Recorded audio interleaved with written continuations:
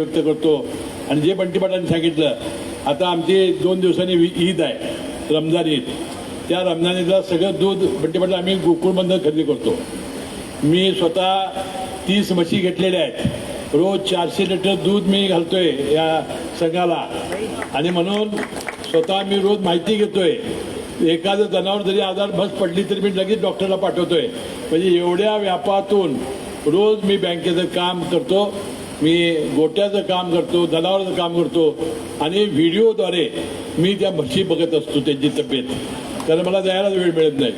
आणि म्हणून या गोकुळमध्ये आल्यापासून आम्हाला शेतकऱ्यांचा सातत्याने ध्यास लागलेला आहे। या दूध उत्पादकांना, विशेषतः यातल्या ज्या महिला आहेत, सकाळपासून त्या सकाळी लवकर उठतात, त्या शेण घाण काढतात, जनावरांची ते चाऱ्या वैरण्याची सोय करतात, धारा काढतात।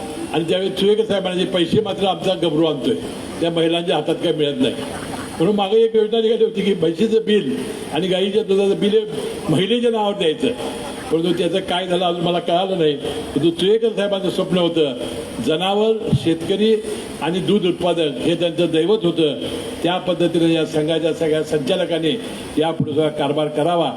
पी पाटील साहेबांनी संदीप आम्ही जाणार आहे, कारण जिल्हा परिषदेची निवड ही मंगळवारी आहे आणि आम्हाला अजून बैठक व्हायची आहे।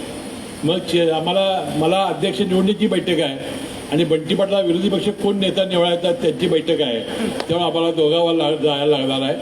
त्याशिवाय की आज संध्याकाळी मुख्यमंत्री आवाडे आणि यड्रावकर यांच्या लग्नाला येणार आहेत, कागलला त्यांचा समारंभ आहे। त्या कार्यक्रमाच्या तयारीची सुद्धा आम्हाला व्यवस्था करायची आहे। त्यामुळे माझी विनंती आहे की आम्ही 11 बक्षिसं देऊ जाऊ। 136 बक्षिसं आहेत, ती देऊ तोपर्यंत तुम्ही थांबावं, टाळ्याचा गजर करत राहावं आणि त्यांना प्रोत्साहित करावं अशी विनंती करतो आणि आपल्या सर्वांची रजा घेतो। जय जय महाराष्ट्र।